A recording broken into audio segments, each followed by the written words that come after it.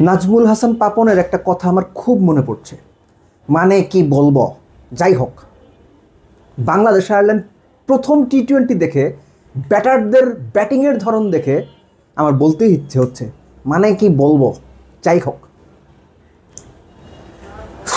Seriously ভাই, মানে বিশ্বাস করেন, আমি যখন আলোচনাটা শুরু করছি রিশাদ আউট হইল, তারপরে আমি ধরেই নিচ্ছি যে এই ম্যাচটার কিছু হবে না। ম্যাচ না হইতেই পারে, আমাদের অনেক কিছুই অনেক সময় হয় না, কিন্তু না হওয়ারও একটা ধরন আছে। এই না হওয়ার ধরনটা না খুব বাজে ধরন। এই ধরনের মধ্যে কমিটমেন্টের অভাব দেখা যায়, দায়বদ্ধতার অভাব দেখা যায়, একই সঙ্গে নিজের দলের প্রতি নিবেদনের অভাব দেখা যায়, নিজের ক্রিকেটের প্রতি আত্মবিশ্বাসের অভাব দেখা যায়। শর্ট সিলেকশন, ম্যাচের সিচুয়েশন, নিজেকে হিরো প্রমাণ করা, কাণ্ডজ্ঞানহীন ব্যাটিং, সব কিছু আপনি একদিনে একসঙ্গে পেয়ে যাবেন। এরকম ক্রিকেটিং টিম কয়টা দেখেছেন আপনি? বিএসটিআই অনুমোদিত দেশের প্রথম electrolyte drinks active plus, be hydrated, stay active. এই যে বাংলাদেশ 182 চেস করতে গিয়ে মোটামুটি পাওয়ার প্লের মধ্যেই নিশ্চিত হয়ে গেল এই ম্যাচটা বাংলাদেশ মোটামুটি হেরে যাচ্ছে। আপনি বলেন, আপনি শেষ কবে দেখেছেন বাংলাদেশের কোনো ক্যাপ্টেন অপোনেন্টের বাহাতি বোলারের ব্যাটসম্যানের এগেনস্টে বাহাতি বোলার ইউজ করেছেন? তানজিদ তামিমের এগেনস্টে আয়ারল্যান্ড ওই সাহস দেখিয়েছে। হামফ্রিজকে লেফট আর্ম অর্থোডক্স বোলিং এনেছে, সরাসরি ইনভাইট করা, সরাসরি চ্যালেঞ্জ করা তানজিদ তামিমকে, আয় বেটা মার, মারতে গেছে, সে আউট হয়েছে। Liton Das captain, that was A nothing shot Liton. আমার মনে হয়েছে লিটন, ওই যে কমেন্টেটররা যেটা বলে আর কি, কট ইন টু মাইন্ডস। আমাদের গ্রামাঞ্চলে বলে দো মন দো আশা, তারপরে একটা বাজে কথা আছে, ওই কথাটা আমি বলতে পারতেছি না, অমুক মারে বাগডাসা। লিটনের অবস্থা হয়েছে ওইটা, দো মন দো আশা করে সে পাওয়ারে খেলবে, গ্লাইড করবে, বুঝে উঠতে পারে নাই, হাতে মেরে দিয়েছে। সবচেয়ে বাজে আউট আমার কাছে যেটা লেগেছে, দ্যাট ইজ পারভেজ ইমনের আউট। আমি নর্মালি পারভেজ ইমন সম্পর্কে ঢালাও সমালোচনা খুবই কম করেছি, কেননা পারভেজ ইমন, তানজিদ তামিম এই দুই ক্রিকেটারকে আমি পার্সোনালি অনেক পছন্দ করি। বাংলাদেশের এই অনেক নাইয়ের মধ্যে তাদের দুজনকে আমি অনেক পছন্দ করি, কিন্তু পছন্দ করি বলেই তার ঢালাও সমালোচনা করবো না সেটা না, কিন্তু আজকে করতে বাধ্য হচ্ছি।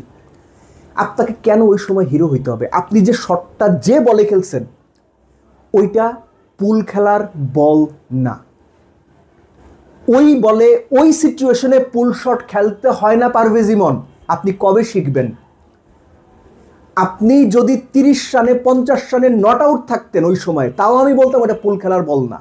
হ্যাঁ, আমি ম্যানুফ্যাকচার করে মারতে পারতেন যদি আপনার টিমের অবস্থা ভালো থাকতো। আপনার দুই ব্যাটসম্যান আউট হয়ে গেছে, আপনার দলের আর্গিউবলি এই মুহূর্তে বেস্ট দুই ব্যাটার আউট হয়ে গেছে। একটা বলে একটু রেসপেক্ট করা যেত না? আরেকটা কাহিনী আছে এখানে, লেগ সাইডে দুইটা ফিল্ডার দাঁড়ানো, deep mid wicket, deep square leg. Short ball of স্ট্যাম্পের বাইরে করা হয়েছে, কেননা তারা জানে এইরকম শট পারভেজ ইমন খেলবেই, খেলবে না, খেলবেই, এবং সে খেলছেই। মাইরা আউট হয়ে উইকেটটা দিয়ে আসছে। আপনি অপোনেন্টের প্ল্যান বুঝতে পারতেছেন, তারপর ওই শট কেন খেললেন আপনি? আপনার মাথায় কি? What goes on your mind Parvez Emon? This is ridiculous brother.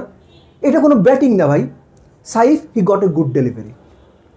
So এই যখন অবস্থা হয়ে গেল, আপনার পাওয়ার প্লের মধ্যেই মোটামুটি 25-30 রান তুলতে 4 উইকেট নাই টপ অর্ডারে, 182 করতে হবে ভাই। আপনার টিমে ম্যাক্সওয়েল নাই, হ্যাঁ, আপনি এটা পারবেন না। তাওহিদ হৃদয়, জাকির আলীরা ম্যাক্সওয়েল না, জাকির আলী। এই যে কয়দিন আগে বিভিন্ন আমাদের মানে সাবেক কলিগদের ফেসবুক পেজ, ইউটিউব চ্যানেলের রিলস শর্টস দেখি যে জাকির আলী এখন অফসাইডে খেলা প্র্যাকটিস করছেন, আশরাফুল এসে তাকে অফসাইডের মাস্টার বানাচ্ছেন। মানে একটা খারাপ কথা বলতে ইচ্ছে হয়, কিন্তু সাবেক কলিগ আর বলতে পারি না। এই যে আপনারা রিলসগুলো বানান, কি বুঝে বানান? করার টাকা আসবে এই কারণে, ফাইন। মানে আপনি যদি রোজগারের জন্য বানান, দ্যাট ইজ ফাইন, কারণ রোজগার রুটি রুজি নিয়ে কিছু বলার নাই। কিন্তু যে জিনিসগুলো সামনে দেখি সেগুলো জাস্ট বিষ্ঠা, জঘন্য। ঠিক জাকির আলীর ব্যাটিংয়ের মতো। একটা স্লোয়ার বল মনে করে দেখেন আপনি, একটা স্লোয়ার বল অফ স্ট্যাম্পের এতখানি বারে 6 নম্বরের স্ট্যাম্পে জাকির আলী ওই বলটাও ভাই লেগ সাইডে ঘুরাইতে গেল, অথচ আমরা রিলস কি দেখি, অফ সাইডে মাস্টার হয়ে উঠছেন জাকির আলী। যে শটটা খেলে তিনি আউট হয়েছেন অফ স্ট্যাম্পের বাইরে বল, আপনি শুধুমাত্র রিপ্লে তোর বডি পজিশনটা দেখেন, মারতে গিয়া কই মারতে গেছে আল্লাহই জানে, মনে হয় এক্সট্রা কাভারের উপর দিয়ে মারতে গেছিল, কোনো কিছু হয় নাই। মারতে গিয়া সে পুরো বডি ঘুরে পুল শটের অবস্থানে চলে গেছে, বল গেছে কই? থার্ড ম্যানে। আমরা যখন ছোট ছিলাম, নিজেরা যখন খেলতাম, তো আমাদের মধ্যে যারা বেটার ক্রিকেটার ছিল বন্ধুদের মধ্যে, ওরা টিস করতো খারাপ ব্যাটারদের, এই যে মানে এক জায়গায় মারছে কাঞ্চি লেগে আরেক জায়গায় গেছে, ওরা বলতো এই যে মারছে কাভারে গেছে সাভারে। অনেকদিন পর জাকির আলীর আউট হওয়ার ধরন দেখে আমার ওটা মনে হয়েছে যে মারছে কাভারে গেছে সাভারে।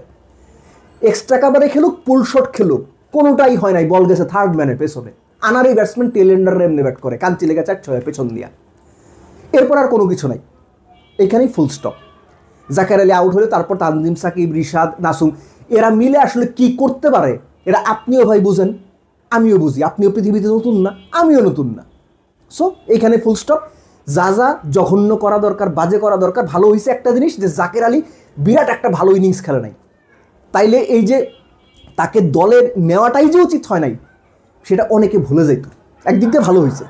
বোলিংয়ের কথা বলবো, শরীফুল ওয়াজ এভরিওয়্যার।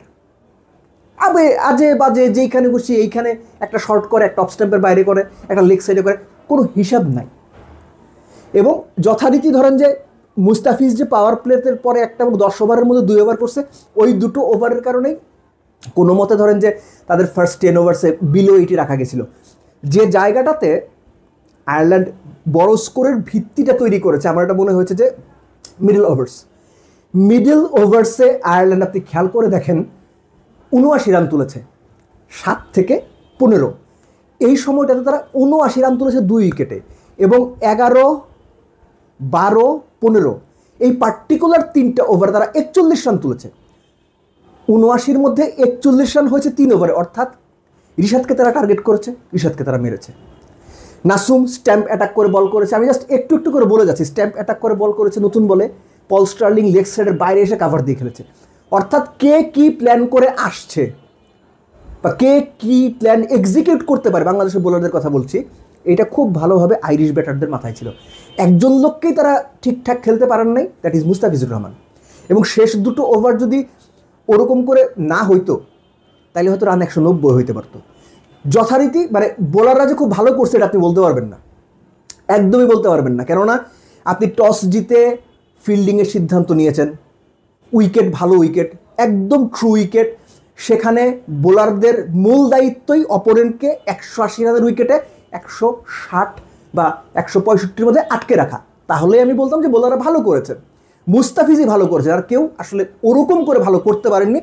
তারপরে যদি কারো কথা বলতে হয় তানজিম সাকিব। আর ব্যাটার ভাই এদের কথা বললেন না। এই একদিন আইসা ধরেন যে ভালো কথা বলি তাদের সম্পর্কে, পরের দিনেরা এমন জঘন্য খারাপ খেলে না, নিজের কাছে নিজের লজ্জা লাগে। এই ম্যাচটা ব্যাটসম্যানরা যে পরিমাণ আনপ্রফেশনালিজমের অ্যাটিটিউড দেখিয়ে আউট হলো, এটা না কোনো চিকিৎসা নাই। লাস্টলি এই যে গাজী আশরাফ লিপুর সঙ্গে ক্যাপ্টেনের একটা ভার্বাল আর্গুমেন্ট কিংবা একটা লড়াই আমি বলবো, এটা কি ড্রেসিং রুমে কোনো প্রভাব ফেলেছে? জাকির আলী অনিককে আপনারা খেলিয়েই যাচ্ছেন, কেন রে ভাই? কেন রে ভাই? কোন কারণে? সোহান দেখতে সুন্দর এই কারণে? কে যেন বলছিল মনে আছে না, ড্রেসিং রুমে কিন্তু উনি আছেন। উনি যতদিন ড্রেসিং রুমে আছেন বাংলাদেশ টিমের, উনি বাংলাদেশ ক্রিকেটটা উনি জাস্ট তেশ মাইরে দেবে বাংলাদেশ ক্রিকেটটারে। এবং তেশ মারা চলতেছে, আপনারা দেখতে থাকেন। আপনি যতই বলেন, আমি যতই বলেন, বদলাবে না। কেননা this people are so powerful inside dressing room, এরা যা খুশি তাই করতে পারে। এবং বাংলাদেশ ক্রিকেট নিয়ে এই সো কল্ড দেশ সেরা কোচেরা, যাদেরকে কোনো যোগ্যতা ছাড়াই এখন মনে হয় ন্যাশনাল টিমে নিয়ে আসা হয়েছে, তারা বাংলাদেশ ক্রিকেটটা নিয়ে লিটারেলি আক্ষরিক অর্থে যা খুশি তাই করে যাচ্ছে। এবং এদের ওপরেও আছে গাজী আশরাফ লিপুর মতো নির্বাচকরা, যারা নিজেদের মতো করে যা খুশি তাই করে যাচ্ছে।